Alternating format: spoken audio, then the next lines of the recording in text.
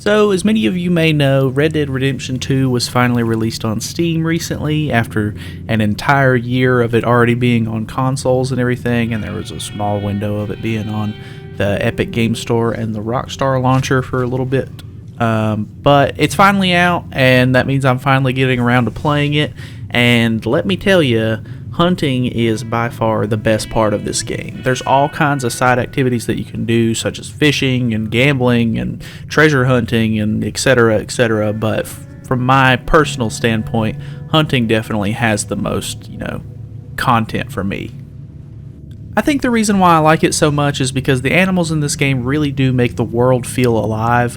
There's over like 170 different kinds of animals in the game, so you're bound to see them like running around everywhere while you're like making your way through the world, and like it's really cool because you come across certain situations where certain animals will interact with each other, and you can just be riding through the woods and see like a herd of deer kind of like galloping along or doing their own thing, and like everything feels really connected, and it's like actually kind of crazy, like just to think about it, because there's so much like around you at all times that you might not even notice until you like take the time to look around and everything.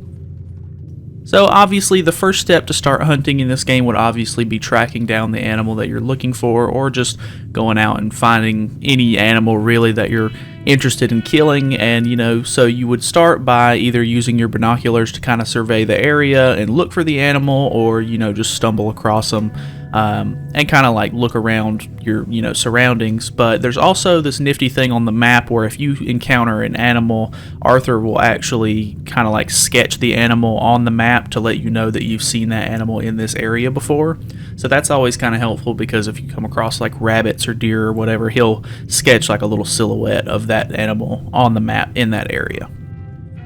You also have this mechanic where you can use something called Eagle Eye, and I guess it's something sort of similar to the Dead Eye mechanic for shooting like enemies and stuff like that, but Eagle Eye is more of like a enhanced vision sort of mode where you can kind of see like the tracks of like animals that are running away, or like just in your general area, like where they've been through for like a certain radius or whatever. So it kind of shows like a trail behind the animal, showing you which direction they were moving and everything, and it highlights the animals for you.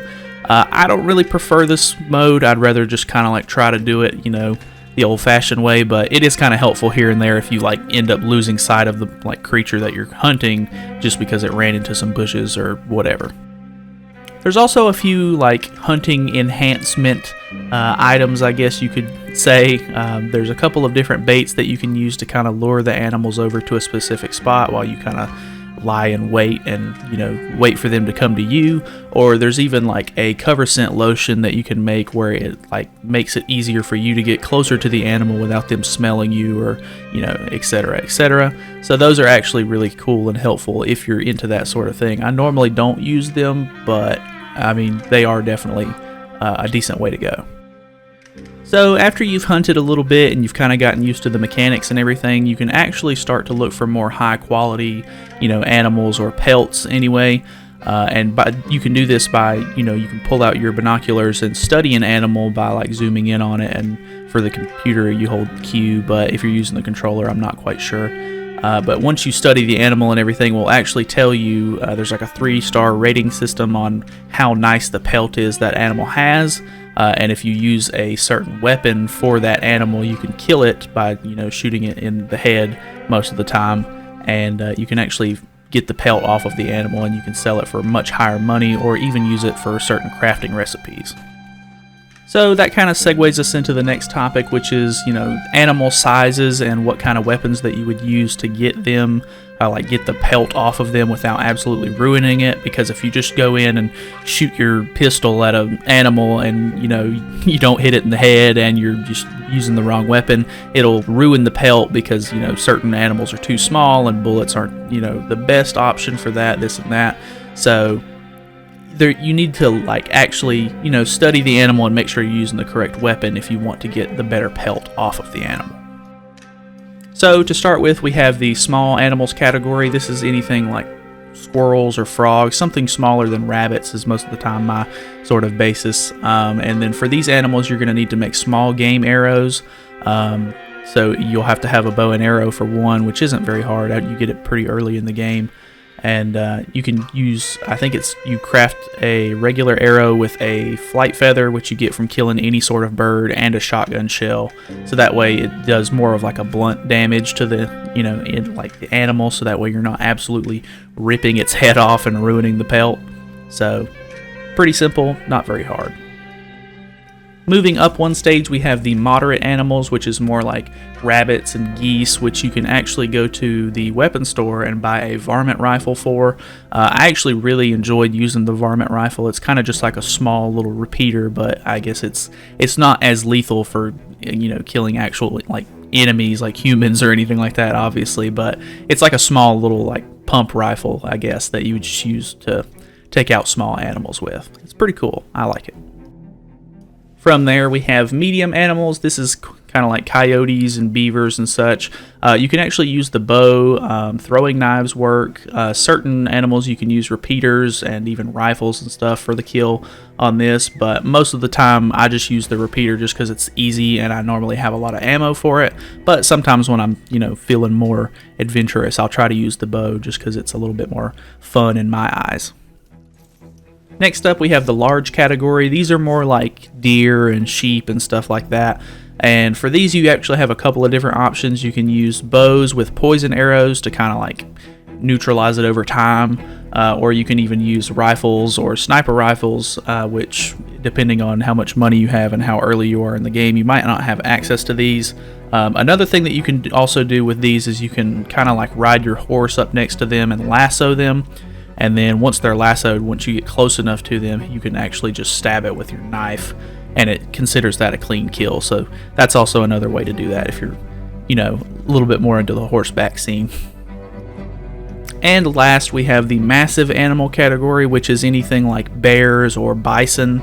And I think moose also goes under this category as well. And these are probably the harder ones to get because you either need a sniper rifle, which you don't get very early in the game, or you have to have a bow with improved arrows. And I mean, they're not really hard to make. All you have to do is kill a bird. I think it's just one arrow and one flight feather gets you an improved arrow. So, but most of the time, unless you're going to get something, more docile like a buffalo or something like that, or like a bison, then if it's a bear, it's probably going to attack you back, and the bow has not got great fire rate, and you have to get kind of close up to hit it. So sniper rifle's the best choice, but I've done it with the bow, and it's a lot of fun, but you do have the chance to die, so take that into account.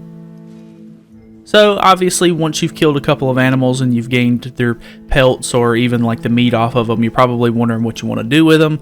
You have a couple of different options here. You can either make a campfire and you can cook the meat and stuff like that to use for provisions to kind of keep your health core up and everything like that. This is kind of a nice option if you don't normally carry around like food and stuff that you find.